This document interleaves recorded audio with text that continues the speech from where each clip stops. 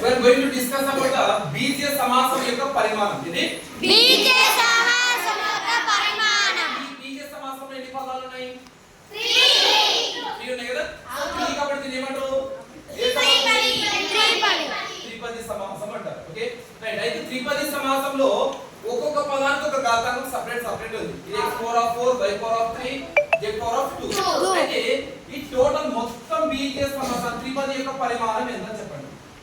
4 No sir 3 3 No sir 2 ఓ wow right. ఒకరు 4 చెప్తున్నారు, ఒకరు 3 చెప్తున్నారు, ఒకరు 2 చెప్తున్నారు, ఒకరు 7 చెప్తున్నారు. ఇంకేమైనా చెప్తారా? No sir 5 wow 9 No sir 5 రకరకాల చెప్తున్నారు. అసలు పరిమాణం అంటే ఏది అసలు?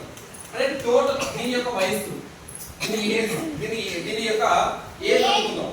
అయితే మనిషి యొక్క బాడీ, టోటల్ బాడీ పుట్టిన రోజు నుంచి ఈ రోజు వరకు ఎంత ఏజ్ అంటే 10 ఇయర్స్ అయితే 10 ఇయర్స్ అని చెప్తాం. కానీ లేదు సార్ నాకు మధ్యలో పనులు వచ్చి 7 ఏళ్ళు అయింది కాబట్టి నా పనుల వయసు 7 ఏళ్ళు, నా ఎంట్రుకలు మన గంగాలో చూసిన సార్ కాబట్టి నా ఎంట్రుకల వయసు 2 ఇయర్స్ సార్ అని చెప్తామా?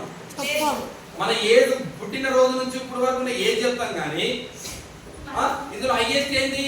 ఈ బాడీ ఉన్న ఏజ్ చెప్పాలి. కానీ వెంట్రుకల ఏజ్ సపరేట్.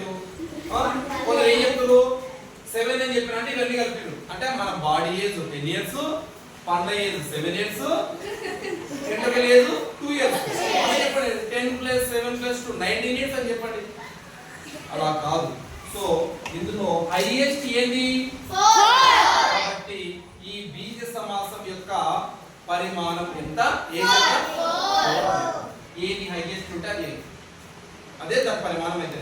సో మన బాడీ హైయెస్ట్, ఎంట్రుకల మధ్యలో వచ్చినాయి, మధ్యలోనే పన్ను మధ్యలో వచ్చినాయి. వాటి హైయెస్ట్ ఏజ్ ఇందులో ఏదైతే పరిమాణం పెద్ద ఉందో, ఘాతాంకం పెద్ద ఉందో అదే ఆ యొక్క బీజ సమాసం యొక్క పరిమాణం. Okay understand?